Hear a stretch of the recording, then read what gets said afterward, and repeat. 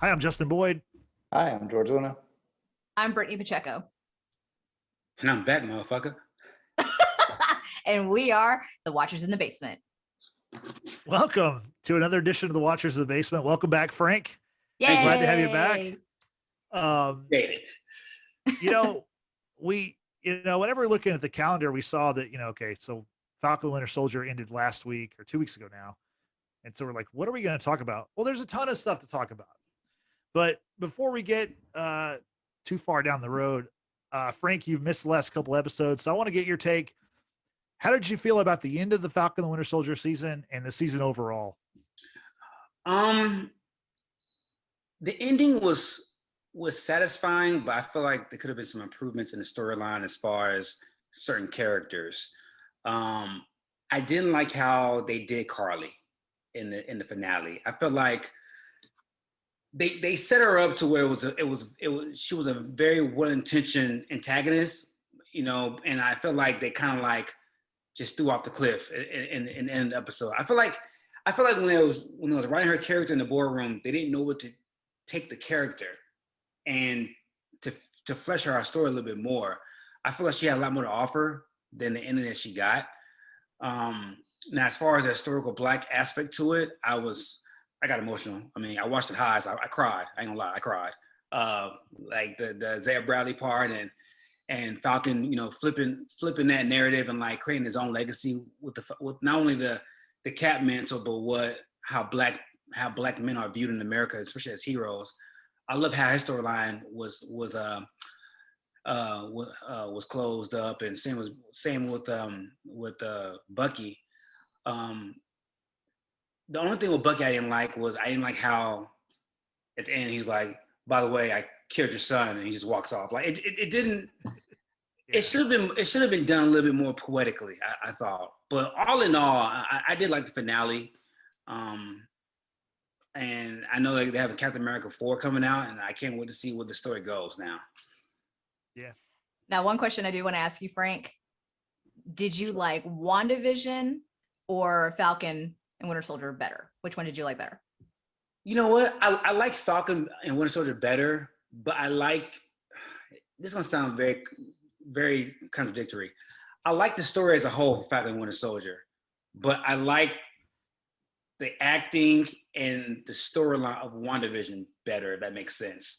Even though it started slow, they did a great job of like developing, Wanda and Vision's character to where I actually give a damn about them now, compared to, I think it was easier to like grab the masses with Falcon and Winter Soldier because those are beloved characters in the Marvel Universe already. So it wasn't hard to put a story around them.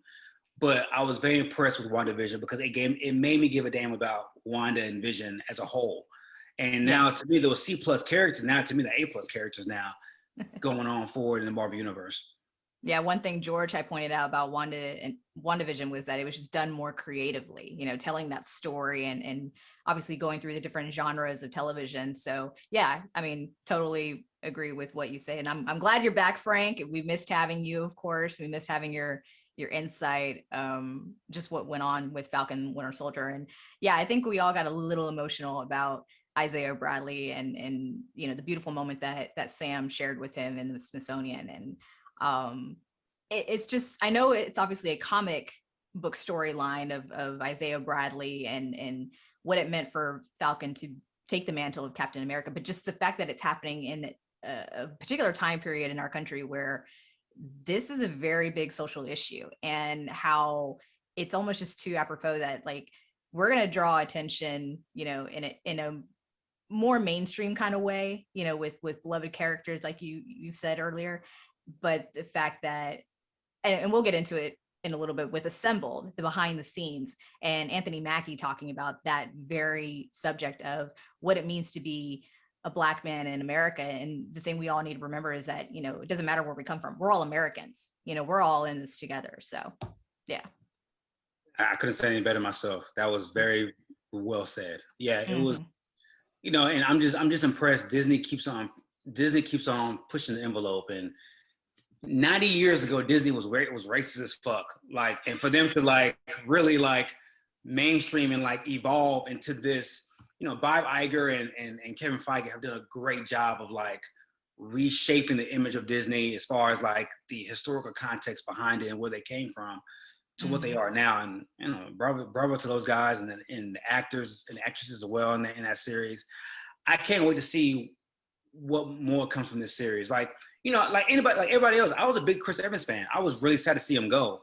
But now I'm even more excited to see where this takes Anthony Mackie's character from here on out. So, and Chris Evans could always come back. He's only like 38 years old. He's not an old person. So I mean, if he decides in 10 years he wants to rejoin the MCU, they could bring back Steve Rogers, whether he's Captain America or not. I mean, I feel like that's going to happen.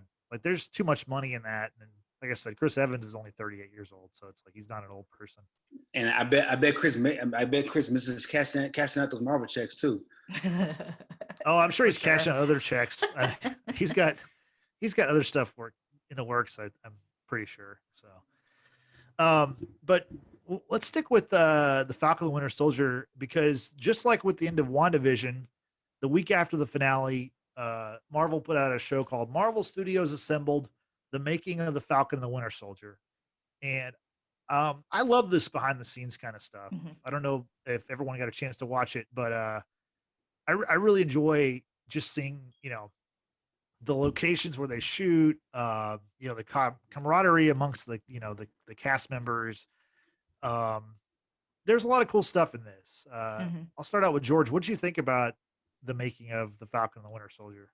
Yeah, it's so cool to see like just the behind the scenes, like everything that goes into making all these shows, and how the show stopped during the pandemic and they had to fly people back to the United States, like all the issues that came about. Like there was an earthquake in Puerto Rico when they were going to shoot down there. They had to switch and send people to Croatia, and then that's when the pandemic hit. So I don't know, it's just cool to see a show come about, especially when this was all happening, like how they were able to still finish the show and go about doing it in a safe way, which is crazy.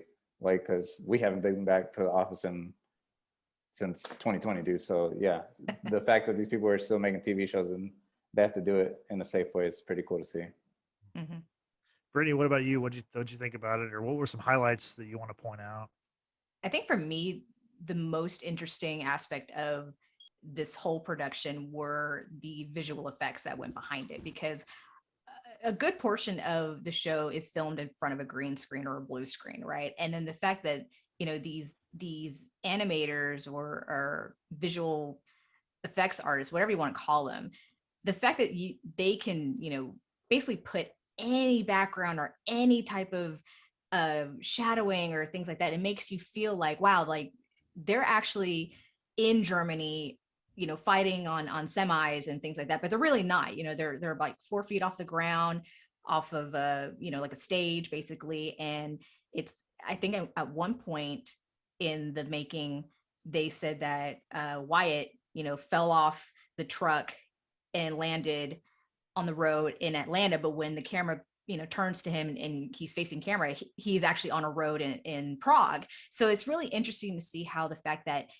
this one whole sequence is actually not a continuous sequence. It's done in different locations and probably done in many different takes, of course, but how these artists are able to seamlessly, make this a very believable background. Because I thought to myself, oh my God, they had to travel so much to go to like Germany or to Prague or to the United States and things like that. But no, I mean, they're pretty much filming in just maybe one location predominantly, and then they'll travel abroad if they have to. I think that was really cool. And then seeing the pre-visual sequences, like with the stunt coordinators of how like the fight scenes would look and things like that. I think that for me was my highlight of this whole show, just because obviously the actors do so much, but there's so much that goes on behind the scenes that, we really don't appreciate until they really break it down like that. Yeah, the movie magic stuff has always kind of interested me ever since I was a kid. Like I remember seeing like the making of Return of the Jedi, and I was just like blown away that like, because as a kid you think this is like a real world, and it's like, no, they have these sets and on these sound stages, and now it's like you know, like with the Snyder cut, there was talk about some of it, like they shot in Zack Snyder's backyard. They just put up a Uh, green screen and you I could believe it. be anywhere. So, yeah, that stuff always fascinated me. Mhm. Frank, what'd you think about the making of the show? I didn't get to watch it. Okay. Yeah, I was gonna watch it tonight, but that sounds totally awesome. Did they talk about how? So they shot all this before COVID. They were No, halfway, like almost like halfway through it, and they had to shut it down. Okay. Mhm. Yeah, I I'll love to see how they was able to maneuver all that throughout the pandemic. I mean, that this is a multi-million dollar production. So mhm. to see how they was able to maneuver through all of that is I got to see how this played out. That's amazing. 'Cause Mhm. the final product was legit. It was awesome. Mhm. Yeah, no, I think it, they said that their normal location scouts who they would fly them back and forth obviously couldn't do that because of the pandemic. And at one point in the show, I think the director or maybe one of the producers had said about how the productions had to convince the Czech government, that it was okay to bring Americans into their country because their situation with COVID was very different than what we were dealing with here. And so obviously the concerns of someone carrying, the virus and what have you, like I said, a lot goes on behind the scenes that we don't think about or consider. And to make this production still work, is amazing to me. You're going to enjoy it, Frank, for sure. Can't wait. yeah, in addition to, the stoppage and the COVID stuff, the breaking down of all the big time action scenes. One of the coolest things I thought was how it was like a set designer. He described about how he created Madripoor from the back alleyways of a small town outside of Atlanta. I'm Yeah. like, That that's was really crazy. sick. That was really Like, sick. I don't know. It's just like like it looked like another country, another place, whatever. And then, Exactly. I mean, and case in point, like I said, you're digitizing different, elements from a different country to make this, city. So like you said, the alleyways of outside of Atlanta. And then he says something about a small city in Vietnam, that again, they're blending it to make it into a almost very believable, real city or country, whatever you want to call it. But yeah, that was really, really cool to me. And obviously just hearing from the different actors and the director and the different producers about their thought process about, okay, where do we want to be in terms of action? And Malcolm, what's his name? Malcolm Spellman or something like that. Spellman, yeah. He talked about how you have like these different great police, cop, buddy cop kind of movies. And he's like, we want to be like here where it's like between serious and then comedy. So you have like Lethal Weapon here, and then you kind of go with like what Beverly Hills Cops or something like that, or things like that. And the process to create this show, and it's mind blowing to me. I wish I had that kind of capability of doing that, but to make it and then have to change plans because of COVID. Because like I think they said that they had just arrived in Prague and were there for like a week, and then they're like, okay, we got to fly out, I don't know, 100, 200 people back to the States. I mean, that takes a lot of planning. Yeah. Yeah. Frank, definitely check that out. It's worth watching. It's pretty interesting. I'll watch tonight. So from the MCU TV shows, let's talk about the MCU movies, because as of this recording on Monday of this week, Marvel dropped a trailer promoting not only Phase 4 of the MCU, but also just kind of a like, hey, come back to the movies. This is what makes movies so great. This is what you're missing. Yeah. And the noteworthy part about this trailer is that we finally got to see some scenes from Eternals, Mm-hmm. Eternals, and we got the title for Black Panther 2 is going to be called Black Panther Wakanda Forever. The sequel for Captain Marvel is going to be called The Marvels. And then we got some dates for the other movies.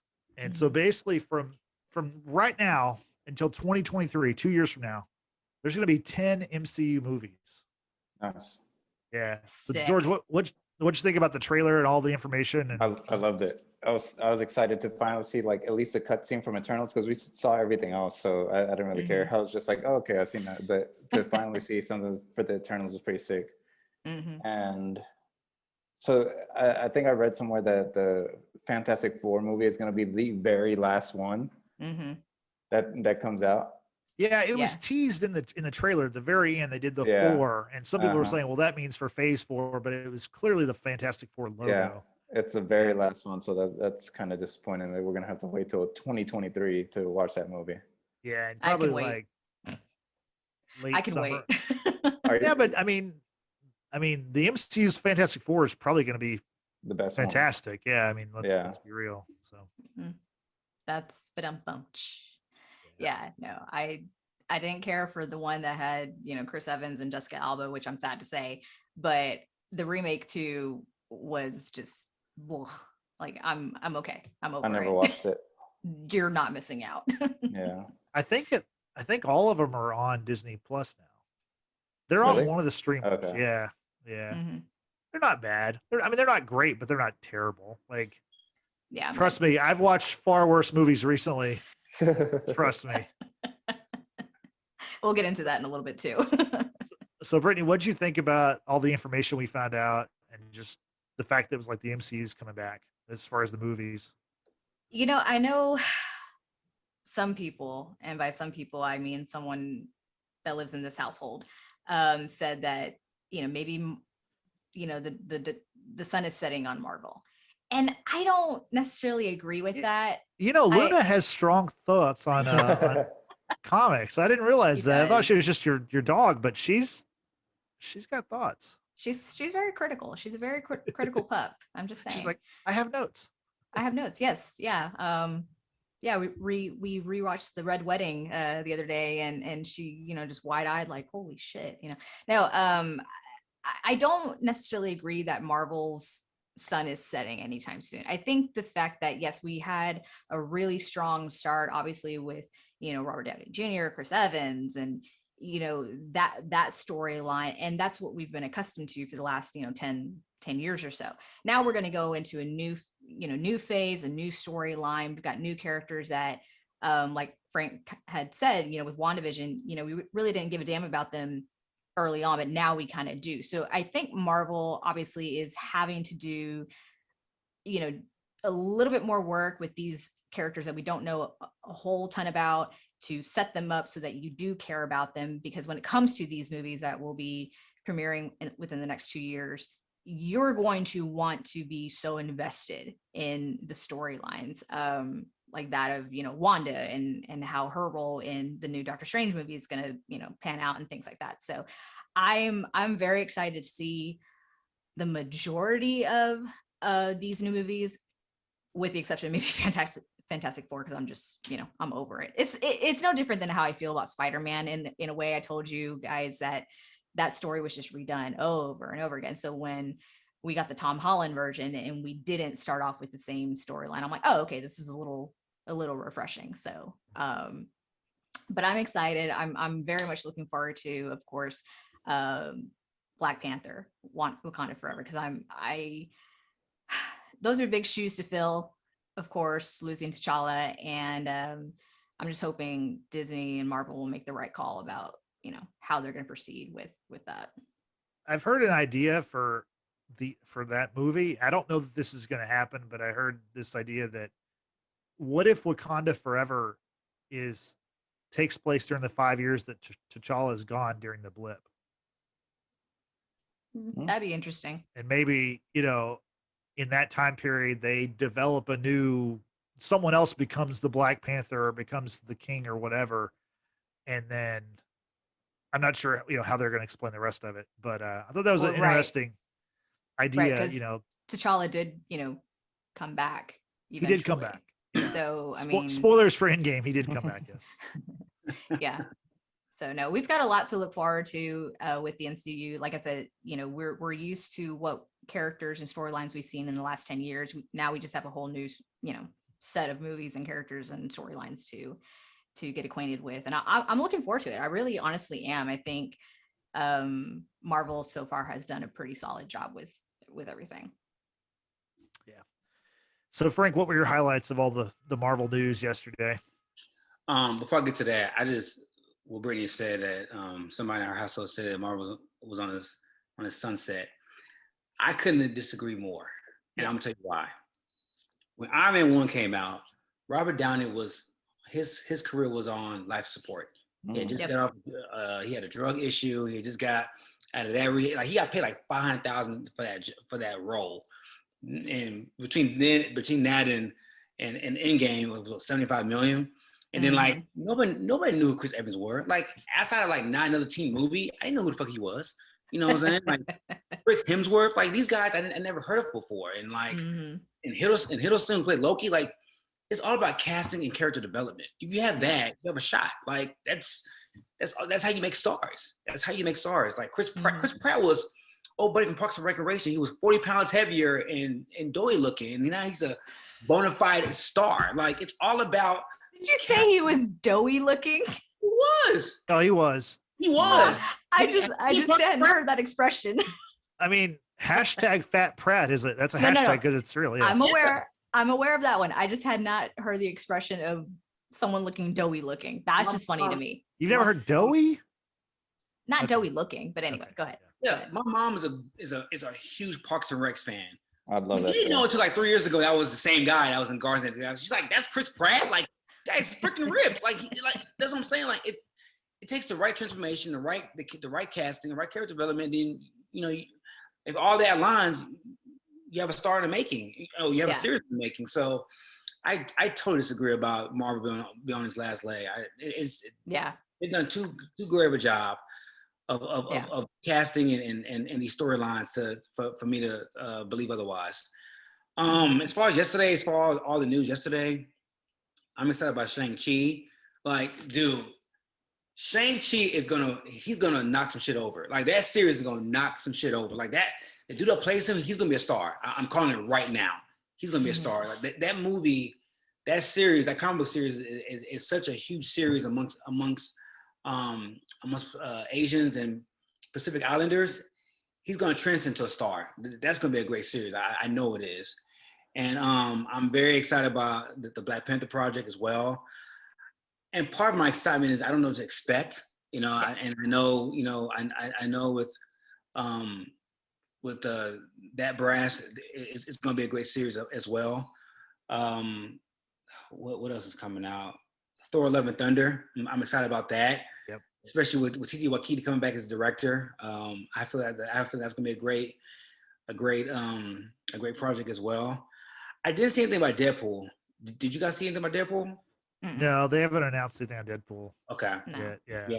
But yeah, I'm very excited about everything. Even Captain Marvel. I'm not really. I mean, you know how I feel about her as an actress, but in that role. But if they have Kamala Khan in it and Spectre in it, then I feel it's gonna be a great series as well. I'm excited about all of it, to be honest. Yeah, I think with the Marvel thing, I will say that like now for me personally, keep it coming. I want more of it. I love the Marvel stuff, but I do think there is a risk of, because the pandemic, we lost a year, so they lost the whole year where they didn't have movies come out. By then moving all those movies, and like I said, the next 2 years, literally in this 2-year window from May 2021 to May 2023, we're gonna have 10 movies. You do risk oversaturation, but so far Marvel, they've been so successful. Like until they fail, there's no reason to think they're going to fail. You know what I mean? So, I understand the idea. I think maybe some of the TV shows might not hit. I know because there's a lot of TV shows also coming out.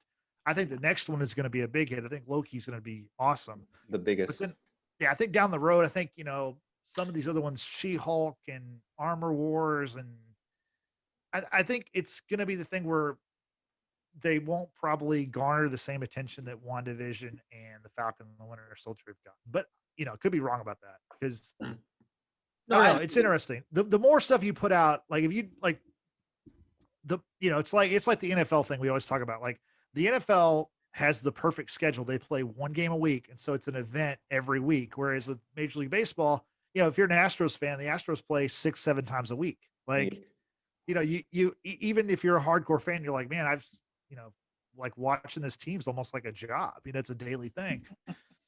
Well, it's like the same way with these movies. Like if you have this stuff, if you spread it out and you make it special, then it Mhm. is, you know, and um, so yeah, we'll see how that goes. But yeah, keep it coming. I want more. I definitely think it's because of that mentality, Justin, that you have, and I think many of us share it. Is like, I want more. Like, I will wait so that I can still see, you know, whatever Marvel product is going to come out next. And I think, I mean, there's millions of others like that out there. So yeah, as long as Yeah. Marvel is going to be successful, and until they're not, obviously, um, I don't think the sun is setting on them just yet. Just saying. No, but you know, we'll see how they do with the box office with some of these movies. I think they're all Yeah. going to do really well, but we'll see. Yeah. Okay, so from one superhero property to another one, it's time to talk about the season finale of Invincible. Oh yeah. Now Fuck yeah. This is a show that like none of us were aware of. I never even heard of it. It's a comic that's been around apparently since like 2003, 2004. The finale is and it's an animated show, by the way. I think most people are aware of Invincible now, but if you're not, it's an animated show, and it's one of the bloodiest things I've ever seen. Like the finale, and I'll let George talk about some of his favorite scenes, but there are parts in that finale where this is brutal, like gruesome, brutal, Disturbing. yeah. Take it away, George. What do you think about some of the scenes in the finale? First off, I just want to say that the whole show like was amazing, Yeah. and the season was great. This ending, like, holy shit, it was pretty fucked up. Like, and we've watched The Boys, we watched like gory stuff like that, and you know, I laughed at some of that shit, but man, the train scene when they're in the train and he's holding his like Invincible like towards it, and people were just smashing into him. That was disturbing. I was like, dude, this is so fucked up. Yeah. So Brittany, He says with a smile on Brittany, his face. Oh, no. just to give you a little bit of context, Brittany, and to anyone else who hasn't seen the show, in the finale, Omni-Man and his son Invincible are fighting because Omni-Man wants to take over the Earth because that's his mission. He wants his Shocking. son to join him, and the son doesn't want to join him, obviously. And he's basically Omni-Man's telling his son, "Look, like they're Don't meaningless. matter. Yeah. Like don't they're matter. they're delicate. They're gonna die. Like you're gonna live 500 years, and then you'll look like you're 30 years old, and they're all gonna be dead and gone."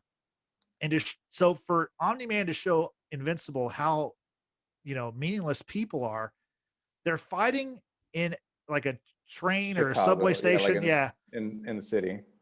Omni-Man flies through the train holding his son by the neck or the face, and he just pushes him into people and they just shatter. Like they go through the whole train and you just see blood and bones and skin and stuff flying as he's just mowing, like it's like a hot knife. Hundreds of people. Hundreds of people. Just killing people to show his son, like, yeah, like we're special. They're not. They're meaningless. And then George, how did he describe his human wife? We're talking about Omni-Man. That was so awful. Like he said that, like, basically, like he loved his wife, but as a pet, like you would love a pet. And then he said she's nothing but a pet to me. Yeah. You know, but I'm trying to be nice and say that, like, he loved her as like he loved. No. Give the raw fucking show. Give the raw. But then at the same time, I was like, yo, do they fuck pets in Viltrum? Oh my God. That's a valid question. So Omni-Man obviously is superior, has a superior mentality. He and his son, who, by the way, obviously is going to be half, you know, right, kind of like a Star-Lord. He's half celestial, half you know, human kind of thing. So I mean, not quite on par as Omni-Man, I guess, but he still has like the capabilities of obviously not dying because he's being plastered through, you know, hundreds of people and killing them in the process. I'm not surprised about the whole Omni-Man thing. Like I said, I did watch the first episode, and then that mid credit was just like, what the actual fuck is happening here? He's killing all his, teammates, if you will. And I'm thinking, okay, well, I can kind of figure out the direction that this is going to go. But to say like the wife, he loves her like a pet, or to make her like less of a human or less of a person, you know what I'm saying? Like, women already have had struggles of the male chauvinistic issues. This is a whole other fucking level. I mean, you're being compared to what, an animal? Like, what the fuck? That But the way he says it though, it's so demeaning that like people don't even consider their pets. Like the way he says the word pet, like you don't think of Luna as just your pet. Like Luna is a member of your family. Most people think of their She's my dogs. baby. Exactly. The way he says pet, it's with such disdain. And it's like, I would never consider a pet of mine like so lower than me. You know what I mean? Like it's such a weird, like much less a person, much less his wife who helped him, obviously create this son, which is kind of confusing because like you just said, Brittany, like you would think there'd be half and half, but I mean, Omni-Man tells his son that he's like a purebred Viltrumite or almost purebred or pure blood or something. Like, does he not know how genetics work? I think it's because Viltrumites, their genetics are so strong that it doesn't matter. That's my take on it. I don't know. Okay, sure. Because I'll throw it to Frank. Spock and every other half-breed, half-blood person out there. Okay, sure, we'll go with that. Yeah, I don't know. I'm gonna throw it to Frank. What did you think about the finale? Just is there something I'm forgetting to mention because there was a lot of stuff happening? That was easily the most violent thing I've ever seen in my life. Yep. I've seen Game of Thrones. I've seen The Boys. It was so violent. I forgot I was watching a cartoon. Like it was that violent. That is so true. That is like, you feel so bad for the son. You feel so bad for these random people that are just getting slaughtered because he's trying to prove a point. It's crazy, man. It's crazy as shit. Like, it's like you become so invested in these characters that you forget that these cartoon people are not actual people. So when they're being ripped apart, I'm like, oh, it's just a cartoon. Like, no, I'm thinking to myself, she's not going home to her dad tonight. that little kid is not making it home. Like it was like the scene where they're fighting and like Omni-Man destroys a building and like the mother and the daughter are at the top floor and Invincible and like he's trying to keep the building stable, like upright, but he can't because like he's fighting off his dad at the same time and the building collapses and like he's holding on to the woman's arm still. Yeah. It's just the arm left. Like it was like, I'm like, what the fuck? Like y'all went there? Like it was but that's very The Boys. Yeah. That's worse. Yeah, it's what, but at the same time, it wasn't senseless violence to me because like I feel like you had to make it that violent to really showcase the kind of person Omni-Man is. He has no regard for human life. It's beneath him. Like and throughout the season, it gave you hints of like how he viewed human life. Like him and his wife, I think was that episode 4? Like him and his wife are having dinner in Paris and like there's a flying dragon destroying like a building. His wife's like, you gotta go save. He's like, oh, I'm off today. I'm not worried about that shit. Like they'll figure it out. Like he doesn't like the way he views humans is like it's like an ant boot effect. It was so shockingly amazing to me. Like Omni-Man is what Homelander would be if he just got turned loose on the world. That's Omni-Man. I mean, that would be what Homelander would be. And if this was a live action movie, I don't think Homelander has a shot against Omni-Man. Like there's not like Omni-Man, he doesn't give a fuck about anybody but himself. And then like in like the flashback scene of is it Viltrum? Is that the name of the planet? Viltrum, yeah. Like the genocide, how the weak destroyed the strong, the weak that got killed by the strong, like even that was violent. I'm just like, man, this is like, I want to see it once. I want to watch it again. But I'm like, I have to like prepare myself because it was just so epically, poetically violent. I'm like surprised by this shit.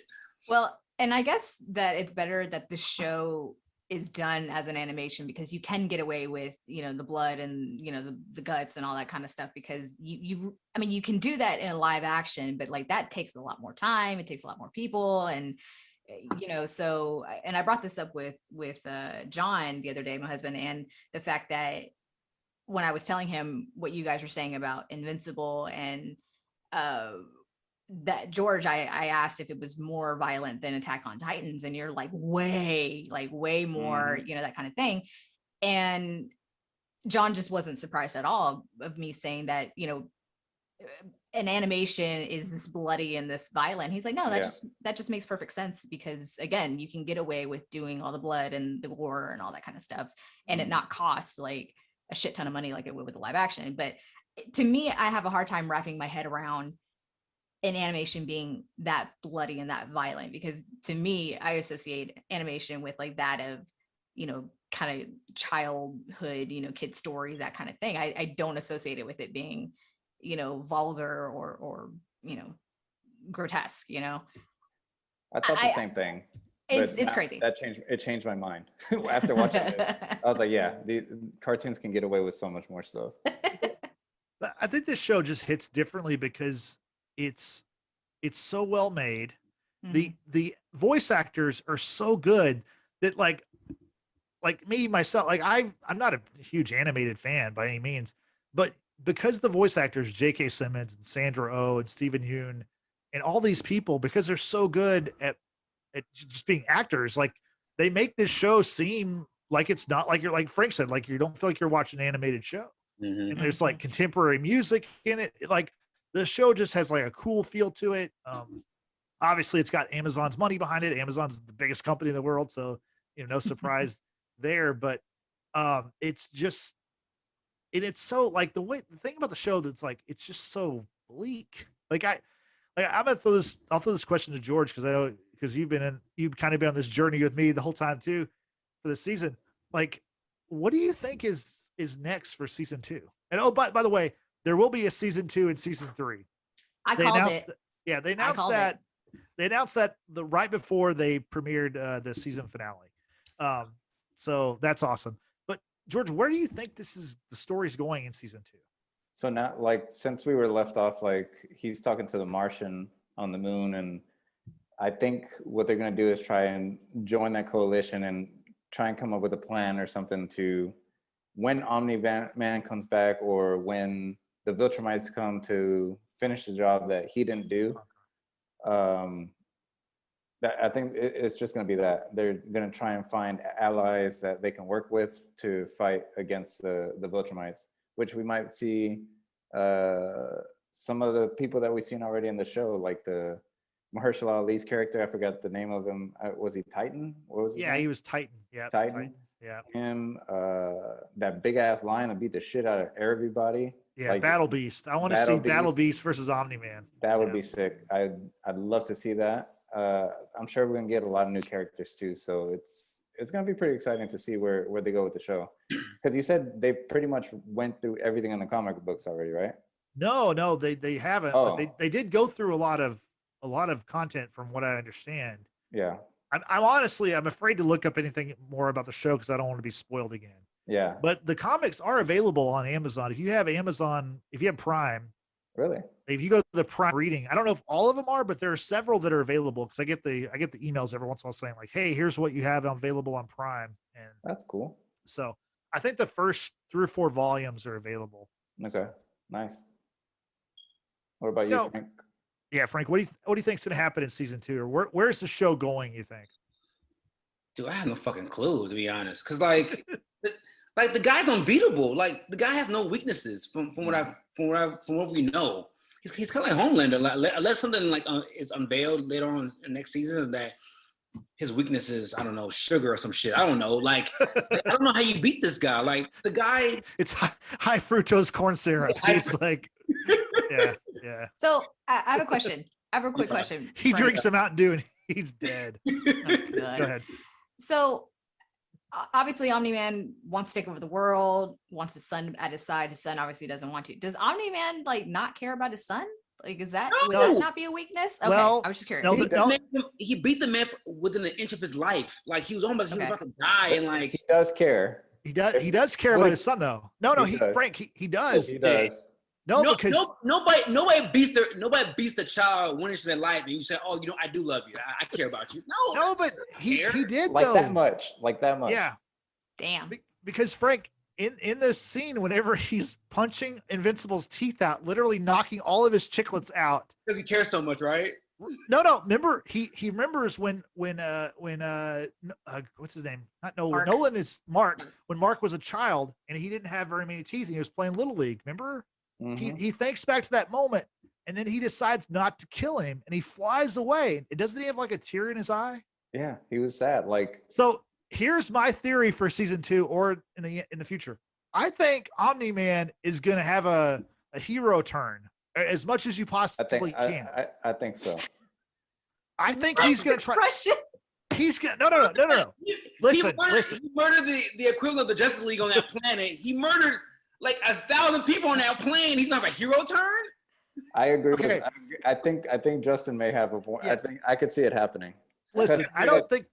Go ahead, Frank. Go ahead, George. No, please. No, I need to hear this theory. Please, flesh it out for me. So once the Viltrumites come and they finish the job that he was supposed to do, which was fucking take over the planet or whatever, he didn't do it. He left. He dipped because he got emotional or whatever. Other people are going to come and try and take over the planet and then fuck everything up. And Mark's going to almost die. And guess who's going to fucking save him? It's going to be his dad. I think it's something like that. I totally agree with you. Like, I just feel like because the character that Seth Rogen plays, which is that space character, I don't know if he's Martian. from yeah, he tells Mark, he's like, it's very weird that a Viltrumite left his station, meaning Omni-Man left Earth. He's like, that has never happened before. And so obviously he's heading back to Viltrumite to face the music that he didn't conquer Earth. Or we don't know. We don't know if he's going there. We don't know, but He could just be leaving, I yeah. think he is. I mean, I think that's what we're meant to believe. Maybe he went back to Paris. No, he left the world. He left the world. planet. Okay. Brittany, you need to watch it. I think you'd like the show. Like, it's I don't- pretty, like, It it's didn't pretty hold. good. It didn't hold my attention. I mean, yes, obviously the mid credit was like, holy fuck, but no, And it's only 42 minutes episodes, and there's only 8 of them. You've already knocked out the first one. Like, it's, yeah, I don't know. We'll see. I think it's, We'll see. I've got some time off before my summer classes started up, so maybe I'll give it a go. We'll see. okay. I don't know, man. He's still not convinced. Zero turn shit. I don't know how you almost murder your son and like all of a sudden become a good guy next season. I don't know, man. That's Listen, Not a I'm not- complete good guy. Yeah, I'm not saying he's gonna have like a Sam Wilson speech at the end of the thing, and everyone's gonna go, "Yeah, you're Captain America." No. He's just gonna he's gonna do the Darth Vader thing where he's gonna kill the Emperor, or the evil Viltrumite. But it's not like Darth Vader was ever like a good guy. Well, I guess maybe he was, but I don't know. Any final thoughts on Invincible season 1? Oh, Anybody? 10 out of 10 for me. I agree. It made me question about aliens and everything, bro. Like, what if like a Viltrumite comes on this earth and just eradicates everybody and will like their pets? Like, dude, that shit fucked my head up. Though I was high too watching that shit. I was like, bro, this could be like Independence Day Part 3. Like, this is like, bro, like I was watching the show. I'm like, God damn, we are primitive beings, dog. Like, there are probably beings out there are like 10 times stronger than us who have like 10 times the lifespan as us. They can just come in here and just take over whenever they feel like taking over. Well, aliens, as we know, are one of the big 3: aliens, androids, wizards. Mm-hmm. Yeah. Be No, afraid. it was a great show, and Amazon is setting the tide right now because you never really onto the boards. You never really seen shows where superheroes don't have moral codes. Everything is done from political view or from like a business point of view or just with no altruistic values whatsoever. And like you really ain't seen into the boys. Now with Invincible, I'm starting to see this new tide of superhero, and it's like I'm with it, man. I'm with it. Like keep it coming, please. Yeah, and I think they're going to. So we're going to get season 2 and season 3, and apparently there's some kind of live action movie in the works, which I don't know how that's going to work, but I'm excited for it. I mean, there's already people who are like fan casting, like they want Henry Cavill to play Omni-Man because he's already Superman, and then with the mustache, of course, that was cut out of Snyder Cut, that you could have, because Nolan, what's his last name? Is it Grayson? Yeah, Nolan Grayson, Omni-Man has a mustache. I saw someone Photoshop Ron Swanson into Omni-Man. Oh, I saw that That was so dope. I would love that. But dude, they should just get the voice actor. Like, he's perfect for it. I know. And have you seen J.K. Simmons? He's freaking jacked. He got like, Is he? Perfect for that role. He got jacked for Justice League for some weird reason. He never shows off his arms at all in that movie. But if you like Google, Justice League? He was, he plays Commissioner Gordon. Yeah. That's J.K. Simmons? Yeah. Yes. Yeah. He's also, he was also in Spider-Man. He was Yeah, also in the Tobey Maguire Spider-Man. He was totally different to me from Spider-Man. I didn't recognize him. Yeah, same guy. Oh shit. Okay. But anyway, for that movie, like there was these photos from him working out, like in prep for that movie. He is like super ripped. It's like crazy. Like man. He could be. He could be. I'd love to see that. But yeah, this show totally blew me away. The finale was like almost like unlike anything I've ever seen. And the episode before that was pretty crazy too. So it's, I think, you guys were blowing up the chat, after watching both those episodes, and I'm just like kind of sitting here reading it, like, all right, swipe, just like, all right, I got nothing to say. Oh, before we close on Invincible, I have a question too. So, Robot, right? He clones. So he clones himself from the flamethrower dude. What made him choose him to clone himself? To clone that to take that body? I know. Why? It's because that Rexplode character, which is voiced by Jason Mantzoukas, awesome from the League. Remember he played Ralphie? Ralphie, yeah. So the reason why he chose that character is because Monster Girl has kind of a crush on him. So in the beginning, right? Yeah, in the beginning. So he wants to look like the guy that Monster Girl likes. Okay. Oh. Where did he get his DNA though? You remember like in the second or third episode, he like jabs Rex from behind like his neck or something? Really? Yeah. I didn't catch that. Yeah, it was like real quick. He got the DNA. That's creepy. That was so funny. He's like, "Why do you look like me?" It's freaking weird. Oh shit. Yeah, it's speaking of like Star Trek and stuff, Zachary Quinto, he's the voice of Robot. But then like when Robot is the human, it's a different person. Different voice, yeah. Different I noticed that too. So, but I think Robot, the actual mechanical robot, is still a character. Well, he's dead, right? Wasn't he brain dead? Yeah. Wasn't he cloned though? Like no, because when they cloned him from that, when he was that fetus looking thing. Yeah. The guy said, even though you're being cloned, but you're an extension. Like you're not, like you won't be in his body. He'll just be a copy of you. So he never translated bodies. Okay. Yeah, that was probably the most confusing part of the show, or maybe not confusing, but just like it wasn't the A storyline, obviously, with Invincible and Omni-Man. So like I guess that's part of the part that I didn't. That story went a different way than I thought it was going to be, though. I agree. Yeah. And it didn't seem to turn out that way. So I don't know. Yeah. I think it's kind of the weakest part of a show that really had no other weaknesses. It was a really strong season. Go ahead, Frank. Like she gets younger every time she changes, right?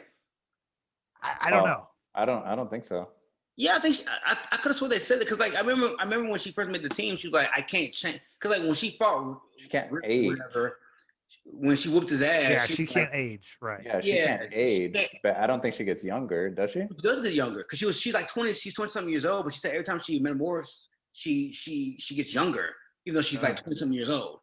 So my question was, if you're a robot, you have a crush on this girl, and she turns into a fucking baby after about 4 or 5 different changes. What are you gonna do then?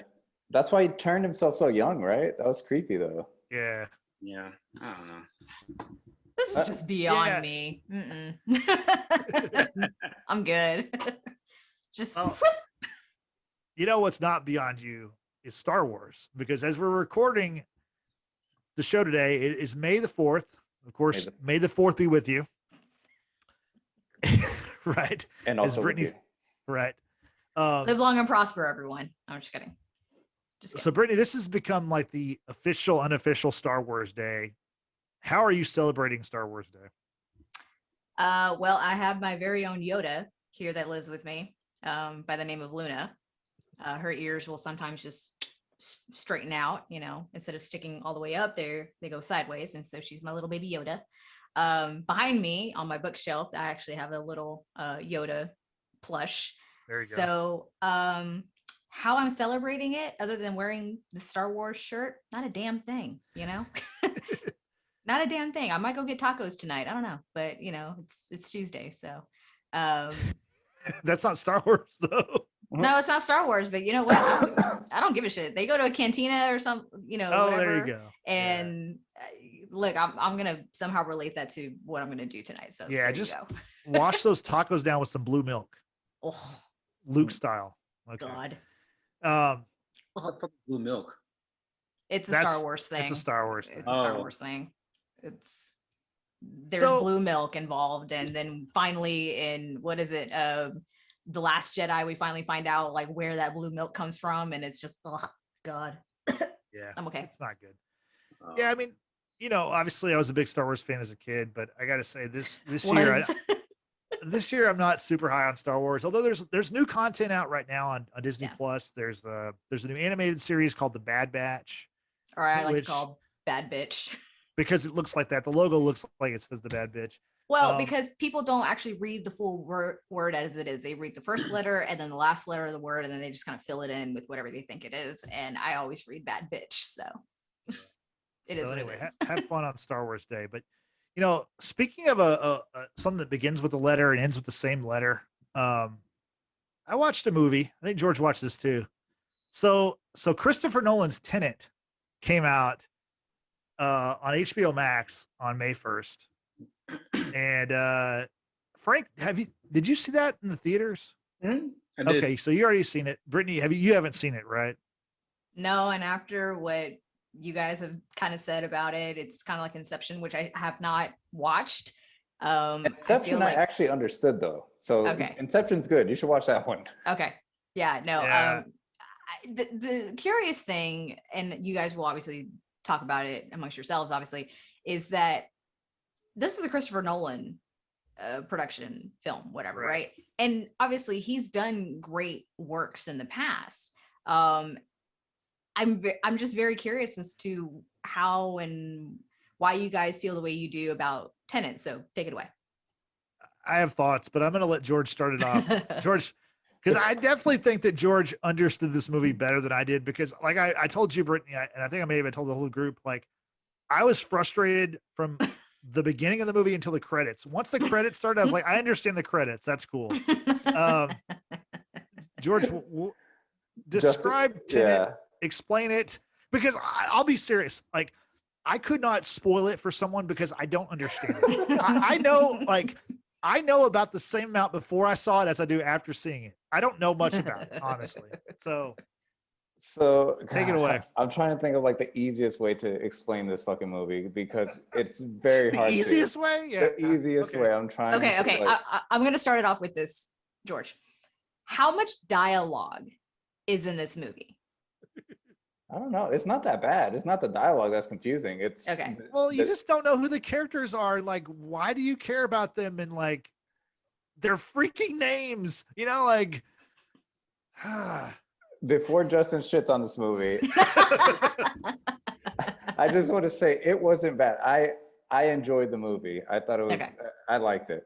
I thought it was filmed beautifully. The story is there, and stuff comes full circle. Like when I'm like, oh shit, that happened. Like that was them the whole fucking time. Like that kind of shit. Where I start getting lost is when they go all these inversions that they go through the machine, they walk out, go through the machine, walk out, or whatever. Like how that's explained in the word, like the real world or whatever. Because when you go in, like you're not inverted. You come out, you're inverted, and then all that shit confused me. That's the part I had trouble understanding. I had to watch YouTube videos, and that I did. I had to watch like a 40-minute YouTube video just to understand. Oh So my God. apparently, what's the dude's name that's gonna be Batman? Robert Pattinson.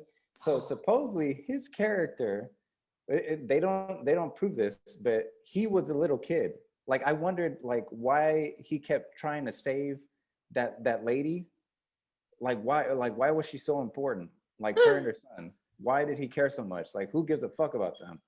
How is he a little kid? You could have told me he was Shamu the whale, and I would have believed you the same. Like what gives away him as him being a kid? I don't. YouTube. Didn't you hear, George? He watched a YouTube breakdown. Okay. But towards the end, he in the end of the movie with John David Washington's character, he's Right. like, that's when they said there was the end of their friendship or whatever, right? Of their long friendship. But Right. it still hadn't happened. It makes no fucking sense. He recruited him years ago. So he said you recruited me years ago. So this could have been when he was like young kid. Because how did Robert Pattinson's character know so much about this stuff when he met him already? He had like a PhD in this shit. Yeah. And he didn't have to explain anything to him. He already knew everything that was happening. So he could have studied all that, and like, because he had told him about it a long time ago before, when he was a kid. If that makes any sense, Jay, I don't know. So at the end, whenever Robert Pattinson and John David Washington's characters, whenever they are parting ways, he saved his says, life. yeah, he says, so John David Washington says, like, this is the end of our friendship. Mhm. And then Robert Pattinson says, like, no, it's going to be the beginning for you, Yeah. or something like that part. Okay. Yeah. I guess. Yeah. It's confusing, Jay, because he goes back in time to save him again through the fucking machine. So we're dealing with time travel. Yes. Oh no, I'm Yeah. done. I'm Yeah, good. it is. And it's very confusing. Yeah. You know, I like this movie better the first time when it was called Terminator. Okay.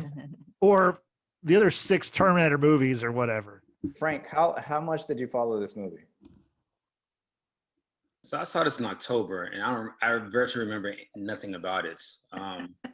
When I watched it, when I left the theater, I said to myself, I think it's a good movie. I just don't know how much I got out of it. Like I was entertained. I just didn't know. I didn't know it was time travel or alternate realities, because I kept thinking to myself, how does the bad guy know exactly where they're going to show up every single time? It could be like, that's the thing that confuses me too. It could be both, right? Like, yeah, it looked like it was both, because like no, it has to be both. Yeah, because even with the bullets, when Olga shot the gun, like they didn't curve, but at the same time, like they came in at different angles, like through time. So I was kind of like confused as fuck. I don't know, bro. It seemed like a good movie. I don't know. I have to watch it again, but I don't want to watch it anytime soon because it was so fucking long. Yeah, it was 2.5 hours. I didn't think it didn't feel that bad to me though, because I guess I was actually hooked into it. Okay, wait, that's nothing compared to Snyder Cut. All right, I mean, 2.5 Yeah. hours is literally The nothing Snyder compared to Cut Snyder But is there's a lot of action though in Snyder Cut. There's a lot of action. Like there's a bunch of action. You actually understand the Snyder Cut. Yeah, and you understand it, so it doesn't seem as long. With this movie, like, and then I don't know, like I like John David 3 first names. I just don't know. I don't know, like the dialogue was so sparse to me. It was so like John Wickish, like exactly. I'm here. Where are you? My bullets curve. It was 2.5 hours of one-liners. I don't know. It's just, if you're gonna do that, throw a lot of action in it to distract me. Like Keanu Reeves is a very average actor. Yeah, I thought there was a lot of action in the movie. But the action was combined with a lot of confusion too. So I didn't know what the fuck I was watching at the time. Yeah. The thing I found impressive though is that there is basically no CG in this fucking movie at all. Right. It's all practical effects. It's all practical. All the reverse shit, all they're doing, they did all that shit in real life. Don't ask me how the fuck they did it, because that's kind of amazing. Oh wow. Yeah, All I the think they car just accidents, everything, all the yeah. fighting sequences, all that shit was filmed like in reverse, if that makes sense. Yeah, That's I mean, cool. the movie looks really cool. I mean, it looks amazing. Honestly, like I think had like this just been like a music video, I would have enjoyed it more because like I mean, like John David Washington, who's the main character, he's protagonist. That's his name. Yeah, We don't learn his that is name. He's the protagonist. That's what Yeah. they call him. Okay, cool. I like what Frank called him. Three first names. I like that one. The movie, it's, you know, after I saw it, and I saw Inception like I guess about a year ago. It was on Netflix. I watched it and I was like, man, I don't really understand this very well. And then I saw this movie and I'm like, I totally don't understand this at all. I mean, like literally nothing about this makes sense to me. And I used to think that like, I like Christopher Nolan movies. And it's like, you know what it is? I like Batman movies and he made the best 3. That's it. Yeah. He made the best 3 Batman movies. I like Batman movies. Yeah. Okay, I'm good with Christopher Nolan. So from what I've read, this is from the same world as Inception. Oh, I didn't read that. Yeah, I read that somewhere. Like it's from the same world. So, and I saw part of Inception, but I gave up on it halfway through. I was just like, I'm too high for this. This is way too confusing for me. I don't look. I want to be entertained. I don't want to feel like I'm trying to put together a jigsaw puzzle. Like just entertain me. Give me 2 hours of solid story dialogue. I didn't know what's going on. I don't want to. That was one of the films I left the theater not knowing what the fuck I watched.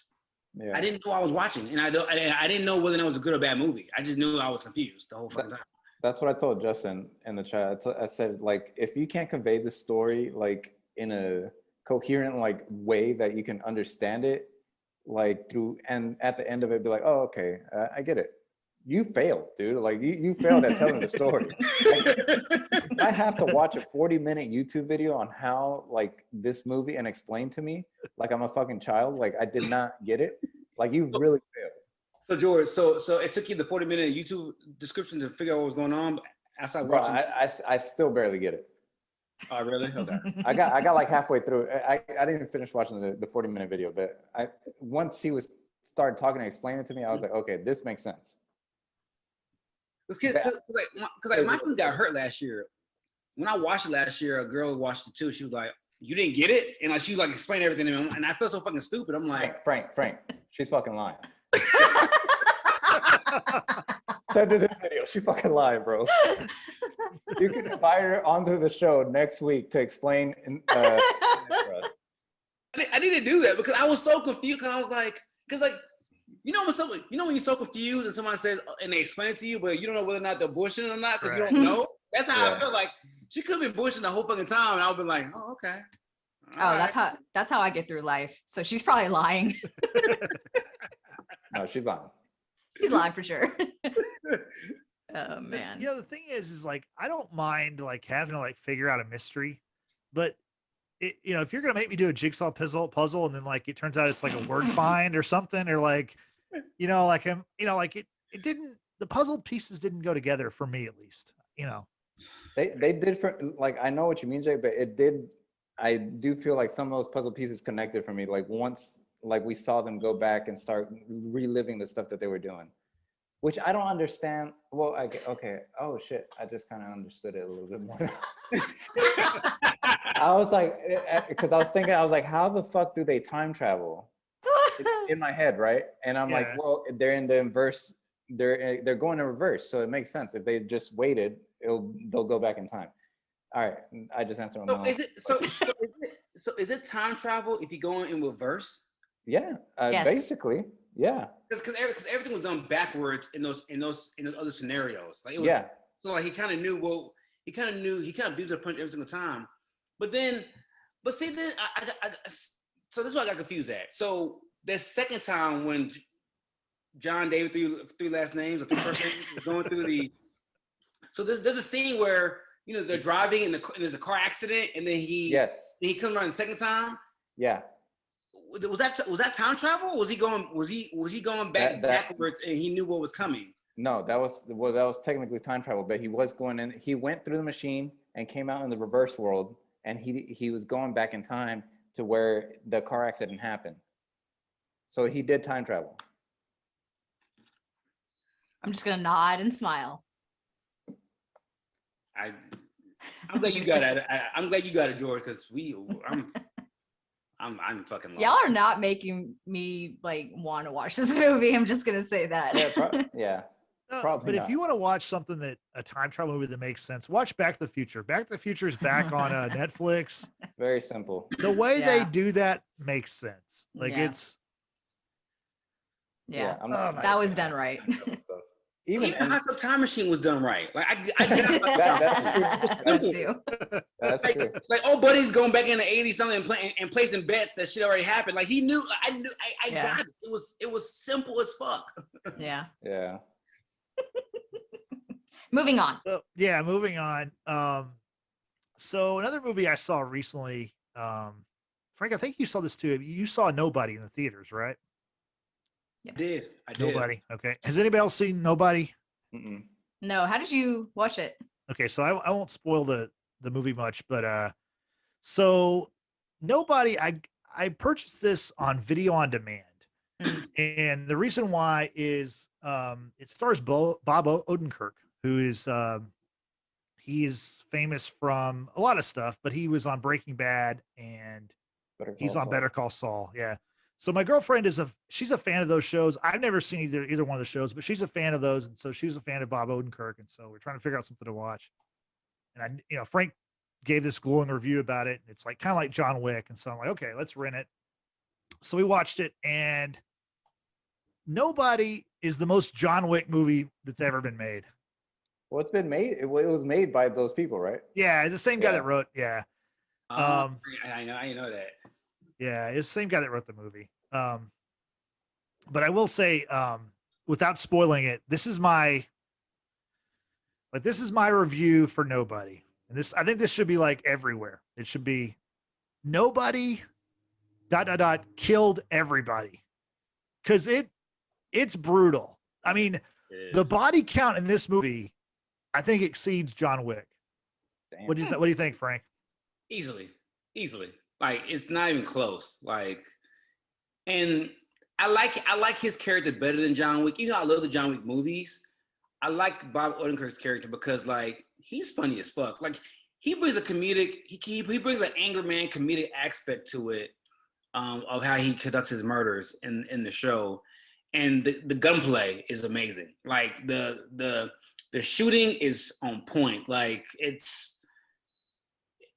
it's crazy. Like I don't know. I don't know how to explain it. I hope there's a sequel. And it was only like 90 minutes long. It was a very short movie. Yeah, it was super short. Like it was. Yeah. That was awesome. That was really nice, honestly. Yeah. It was straight to the point. It was a very simple storyline, but the action really carried the show. I don't want to say too much without because I know George and Brittany haven't seen it yet. So, but it's definitely worth a watch. Yeah, you'll I'll definitely wait till it's on HBO or something. Yeah, you'll enjoy it. That's the reason why I didn't wait to see it, because I'm not really sure where it's going to end up, because I believe it's a Universal movie. Peacock. So maybe it'll end up on Peacock, but I'm not sure, like, because some of these companies don't have their business in order in relation to their streamers, whereas they have existing contracts with Netflix or with Yeah. somebody else first. And so I was like, well, let's just check it out. So I liked it. Again, the story's not as good as John Wick, I don't think. Like it takes about 30 minutes for the story to kind of get on track. Like the beginning part of it's kind of weird. Like I was like, man, this is not that good. But then once it gets to the violent part, big fan. Like I thoroughly enjoyed the way he kills some of those. Not concerning at all. The way he kills, yeah.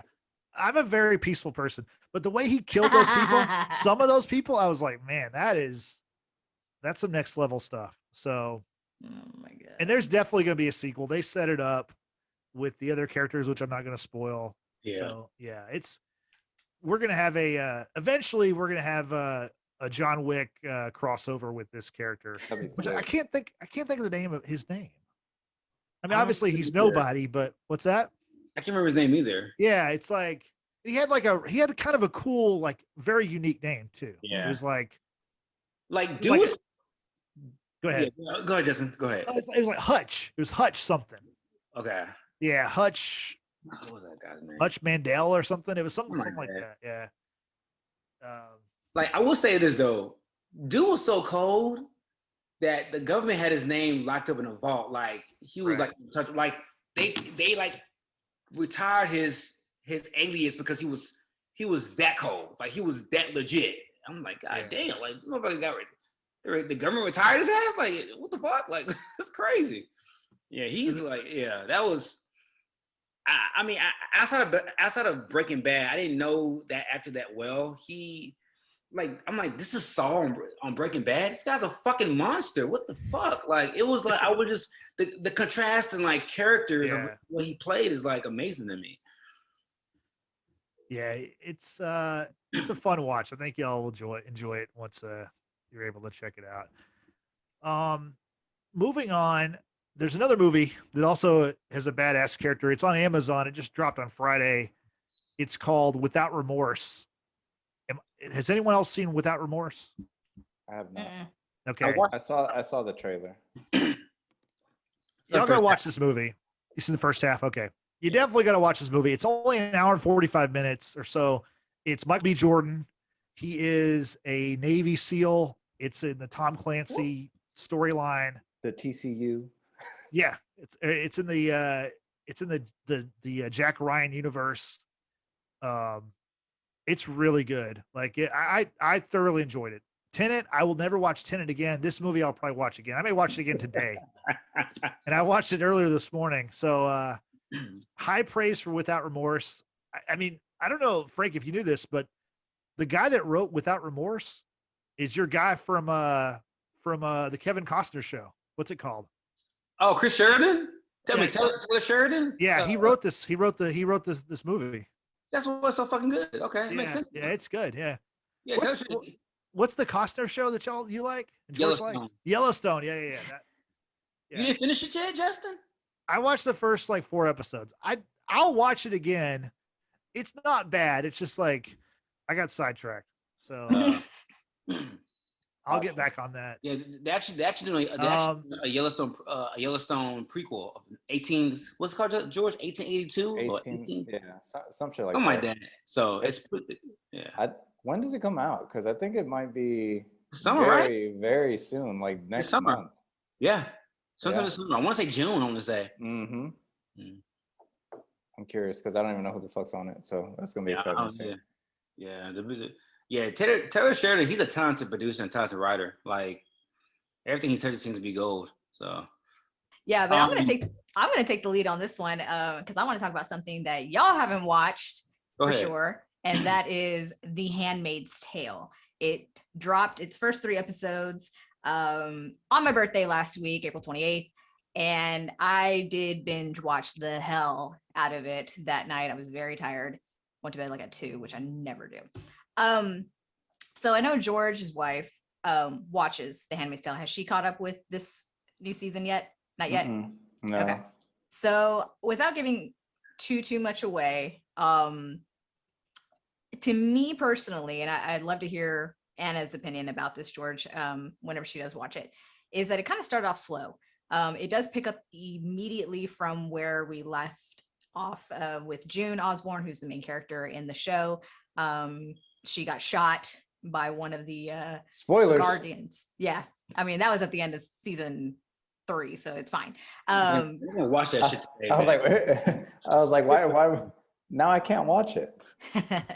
Yeah, so she got shot. It picks up right from where we left off. The whole idea, you guys, I think I've talked about this a little bit, is that this is a very dystopian, futuristic world that is taken over by these people who have very deep religious beliefs and take these fertile women as handmaids to repopulate the country known as Gilead at this point. And June Osborne, played by Elizabeth Moss, she and many others are wanting to get out, and the journey to get themselves out, along with these kids who were born into it, or were taken from their families from the United States into Gilead.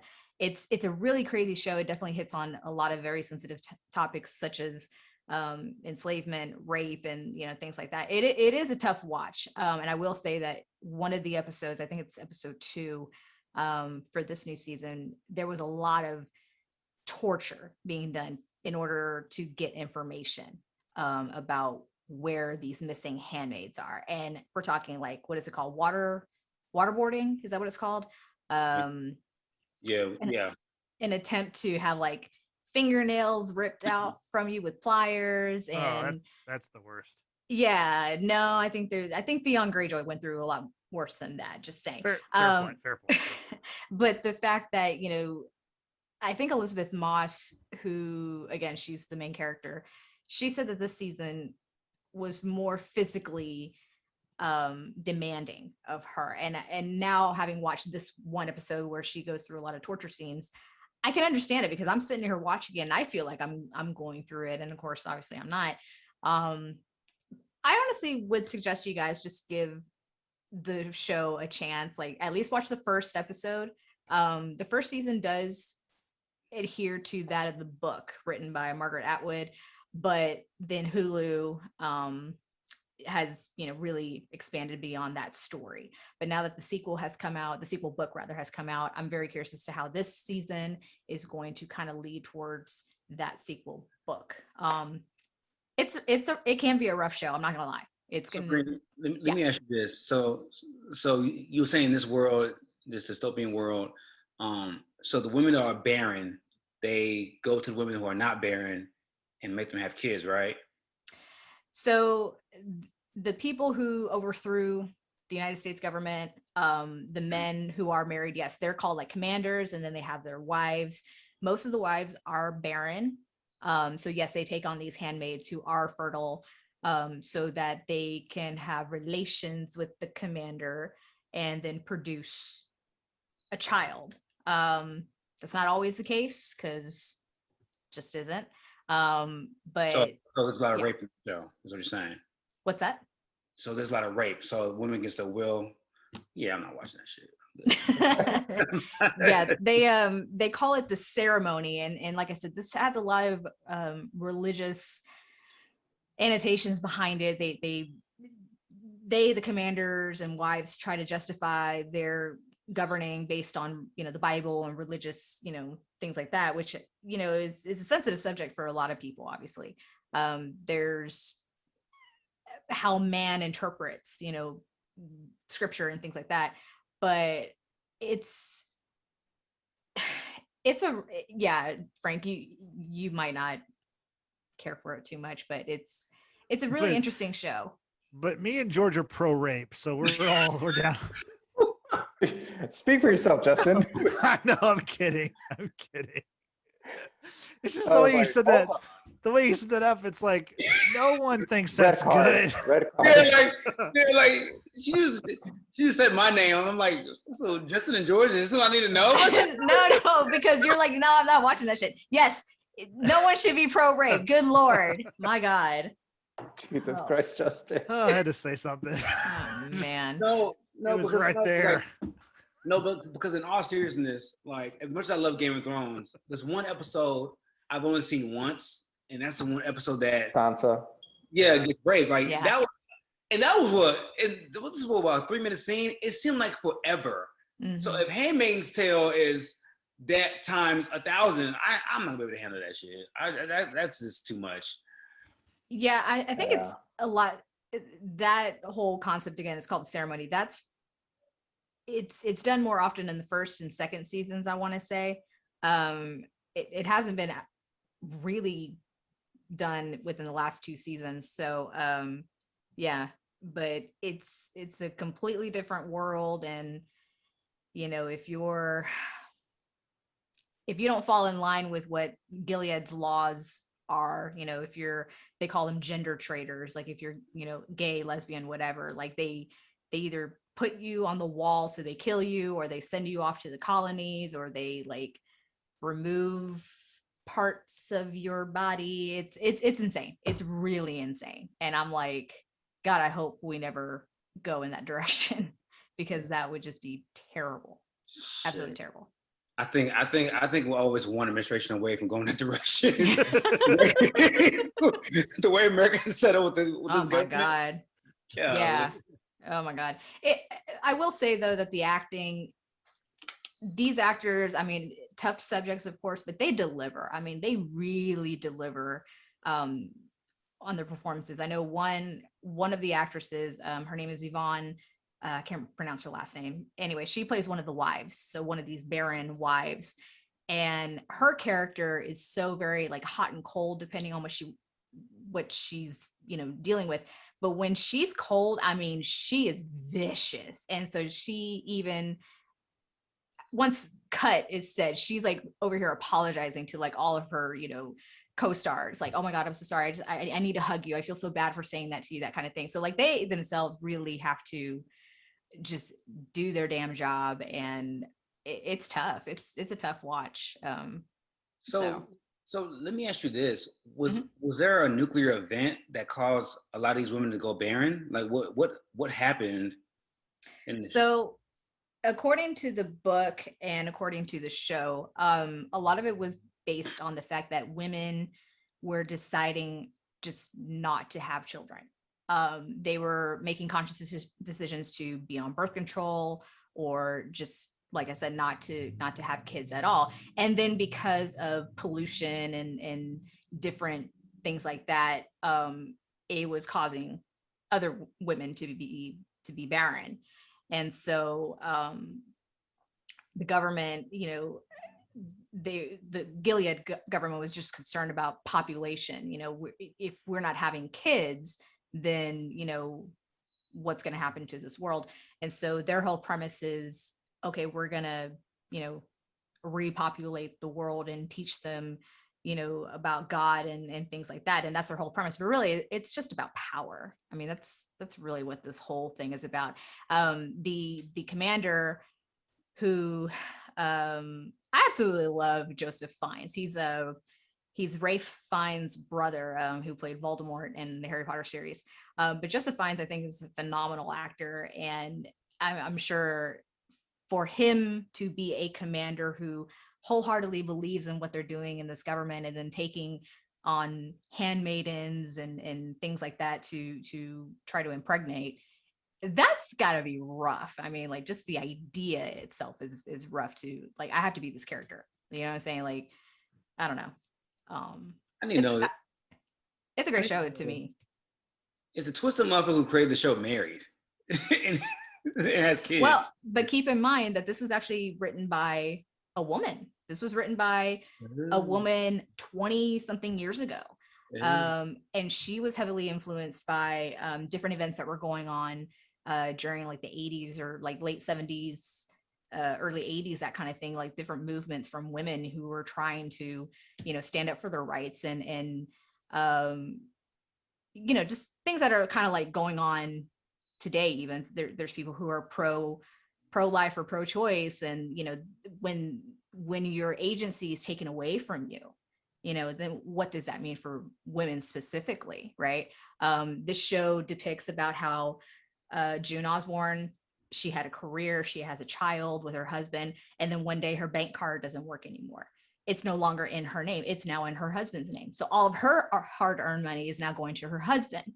And when she doesn't answer her phone because her child's school was calling saying your daughter has 100 something fever, we took her to the hospital, then she's being questioned about, well, are you a good mother because you didn't answer your phone and your child is sick? Like, why is your career more important than your child?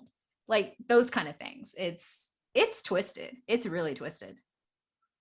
Yeah, I mean, not to make this a political rant, but when it comes to like pro-choice and pro-life and women's rights, and how a lot of these topics are passed through Congress and through government, men need to shut the fuck up on that. Like, we're not a woman. We don't know how it feels like to be a woman, how to bear children, how to go through the marginalization and oppression they go through on a daily basis, and to like regulate that and make certain laws out of that, when we shouldn't have a say on to a woman's body. And I'm sure that's what the show is trying to convey, amongst many other things as well. But yeah, that's rough. It's rough. Rough. Yeah, that sounds rough. What you're saying made me think of Chappelle when he's like, women, you know, men shouldn't decide what you do with your bodies. But if a woman decides she wants to keep her baby, then me as the man should make that decision about whether or not I'm going to be there. Like, I should be allowed to abandon that child. Motherfucking Chappelle, I swear. He had a point, though. I mean, like, you know, I get the point that he's trying to make, but no, but the idea that, you know, these women who were married or just had a child on their own outside of this Gilead country, government, whatever, and then they're deemed as, oh, you're an unfit mom, but we're still going to use you to be a vessel and bring more children into this world. It's fucking insane. And God forbid that you yourself are barren, they're going to send you out to these colonies to where you work to death. It's insane. It's a really insane world. And I would not want to be around if that were to ever happen. I talk about this show with my mom, and she's just like, oh my God, just put me out to pasture before any of this happens. I'm like, oh, okay, Mom. Okay. So yeah, but give it a go if you guys want to or not. Otherwise, I will still plan on doing my solo podcast, breaking down each episode for the next few weeks. I think there should be about 13 episodes this season. We already have 3. I think the 4th one should be dropping either tonight at time of recording, if not Wednesday. I got to find out for sure. Is that an Amazon show, Brittany? It's Hulu. Oh, it's a Hulu original? It's a Hulu original. Yes. So give it a go. Let me know what you guys think. But like I said, I'll be doing a solo podcast, most likely just an audio podcast. So for those of you tuning in, be sure to check us out on Spotify, Google Podcasts, and Apple Podcasts for your weekly dose of The Handmaid's Tale.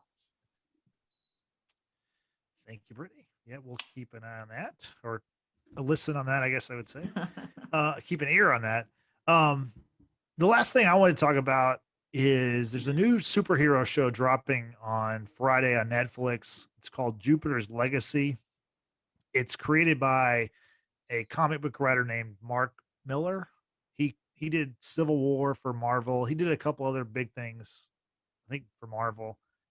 The only I know about the series is like it's another kind of like Superman kind of story where Josh Duhamel is the lead character. The trailer looks kind of cool. I don't know. We'll see. I don't know. Netflix doesn't really have a great track record with like superhero stuff, but yeah, I'm gonna check it out. And then yeah, it's pretty much it. Do y'all have anything else you wanted to throw out there? You guys gotta get on your honor. Brian, Okay, I just finished it, bro. That show pissed me off. The ending of it? You didn't like it? I didn't like I thought the show was stupid, bro. I really did. That show just made me hate white people, dude. We're not all bad. Come on. except for you, Justin. Okay, so you finished. Okay, so don't. I already finished it. Okay, I'm 3 episodes in, and I'm captivated so far. So I already finished it. Was it like midway through you didn't like it, or towards the end, or since the beginning? Really, bro? It's just like the stuff. Like, I'm gonna ruin it for y'all because I don't care. Like, just the fact that like this kid's dad is a judge and he's trying so hard from like his son either getting murdered by the mob boss because he murdered a mob boss's kid, like he hit him with a car on accident, and he ran away. So between that, this kid is a fucking idiot. Like, you're a teenager. Bro, it doesn't matter. Frank, if you ran someone over at 17, tell me you're gonna run away. Are you gonna stay there? I'm not, but hit and runs happen every day though.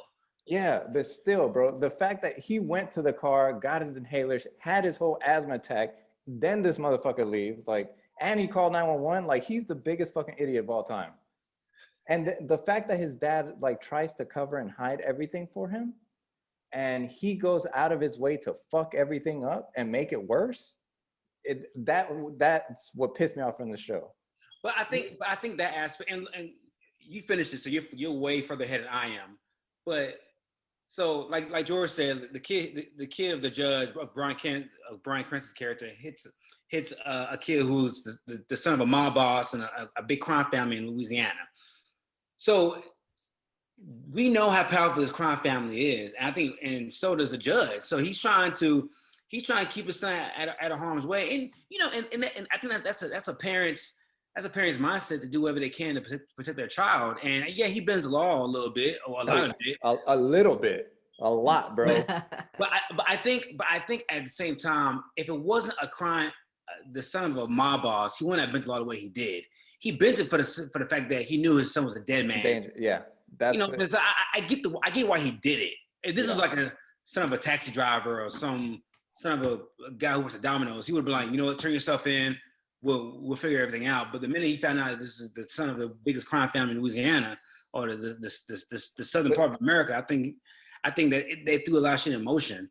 The one thing that this show taught me, bro, is that these people, white privilege, like their white privilege, bro, has effect on like it. This show, all their actions only had effect on black people in a negative way. Yeah, throughout absolutely. the whole show, and it's so fucked up. And the ending will even make it worse for you when you watch it. Because it pissed me off, bro. It's so bad. Like, the show is okay. The acting's great, phenomenal. But like those type of shows, I think The Night Of on HBO was way better than this show. And it's kind of sort of like the same type of shit where he gets framed for a murder or whatever. You saw that show, right? Absolutely. I was saying fucking Venom. Yeah, that guy. That show is amazing. And it's kind of the same style. It's way better. So watch that show instead of Your Honor. So I just looked up. Go ahead. I was just gonna say, I just looked up on IMDb about Your Honor, and George consistently across the board in terms of reviews, everyone's saying the kid ruins the show. Yeah. So no, yeah. It's bad. Like, whatever. But the acting is so great, though. It's such a great. Just because the acting's great doesn't mean I can't hate this kid. No. I hate the kid too. Don't get it twisted. The kid's wrong for what he did. I'm not condoning what he did. But again, if you're 17 and something this catastrophic happens to you, and it looked like he suffered from anxiety as well, outside of just having asthma. Still, Frank, being 17 and then just constantly making the dumbest fucking decisions that you can literally make your life worse, like falling in love with the mob boss's guy's sister. That's what 17-year-old kids do, though, George. They fuck up and then they fuck up even more to create a bigger fuck up. That's what teenagers do. Yeah, right. I'm gonna have to agree with that, because I know at least one 18, 19-year-old right now that just keeps on fucking up. That, you know. We're all 30 plus, so we can't compare ourselves to the mindset of a 17-year-old. Like, but I can compare. Yes, we are. We're all 30 plus. I can compare my teenage self to that of that show, and I know it's very fucking stupid. George, I wasn't that fucking. But George, unlike you didn't come from privilege like the 17-year-old either. Yeah, you know that's true. Like, you just said, white privilege really carried this show, and like, you, myself, Brittany, we didn't grow up like that. So again, we didn't have a powerful parent as a judge who can just change the narrative. Justin, you did. You did, damn it. Yeah. Justin? You in your small town with a boat. My mom was the DA and my dad was Batman, so I can't relate to y'all. You're right. You're right. I don't get it. But your mom's name is not Martha, thank God. No, and clearly, I live a life of luxury. Y'all know what I do for my job. I do it for the love of the game because I got tons of money in the bank. I do it for the people. That's why I do it. So thank you, Justin. Thank you for your sacrifice. No, but we love you, Justin. We love you. Thank you. But George's frustration. Somebody has to. What, Frank? No, I was gonna say George's frustration about the show, I think, really hits home, because I think that's what the show's trying to convey.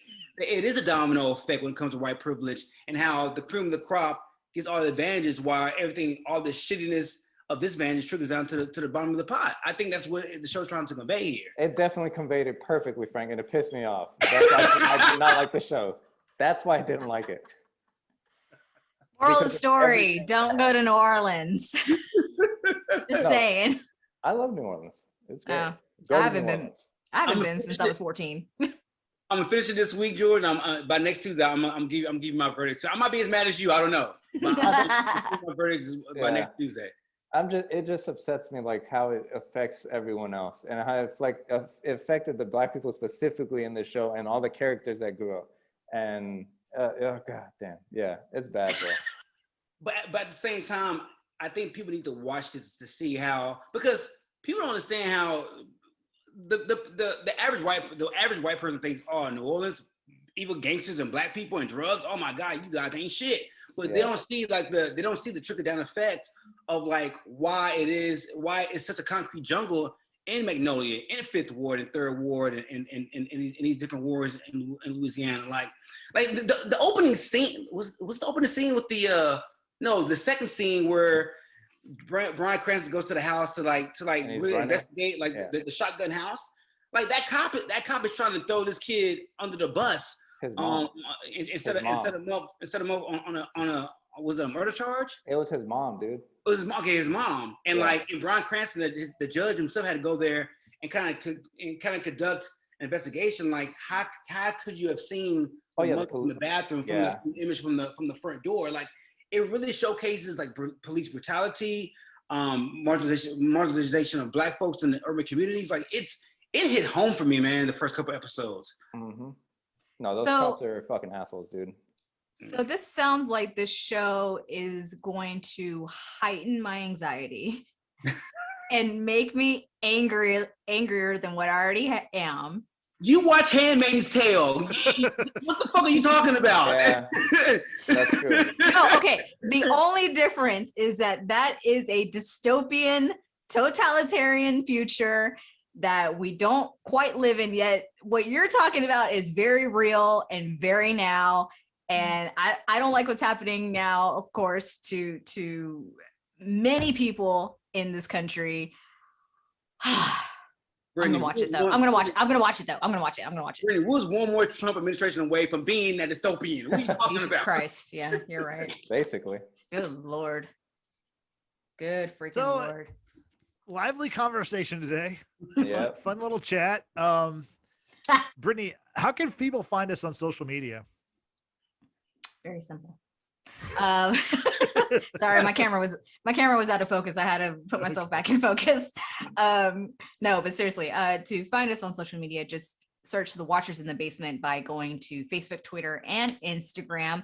And don't forget to head over to our YouTube page where you can subscribe, hit that notification bell, because we do simultaneously record a video podcast as well as an audio podcast. And on that note, if video podcasts are not your thing, you can find us, as I said earlier, on Spotify, Apple Podcasts, and Google Podcasts. Don't forget, Handmaid's Tale weekly review will be coming your way shortly. And don't forget to give us a 5-star rating, because that would help us out. More importantly, just spread the word about us, because we do enjoy, clearly, talking about different shows, feeding off each other's, opinions and things like that. And ideally, I think I can safely say this for everyone here, we like to make this maybe our full-time job. That'd be great. Justin obviously is doing this just for the love of the game, Yeah, I mean, clearly independently wealthy. I mean, yeah, clearly. If you've ever met me, it's like, good Lord, that guy born with a silver spoon in his mouth, like got Jordan everything, like that's fine. But I hurt you, Justin. In all seriousness, though, do spread the word about The Watchers in the Basement, share our podcast on social media, and don't forget to tweet at us using the hashtag WatchersBasement and let us know what you want us to review next. Thank you, Brittany. So that'll about do it for the show this week. We'll be back next week. Now, you might ask, what are we going to talk about? And I would say that's a good question. I would say if you would like to know the answer to that question, please tune in next week, because we will have an answer for you. Yeah. But until then, for Brittany, for Frank, for George, this is Justin saying, see you next week.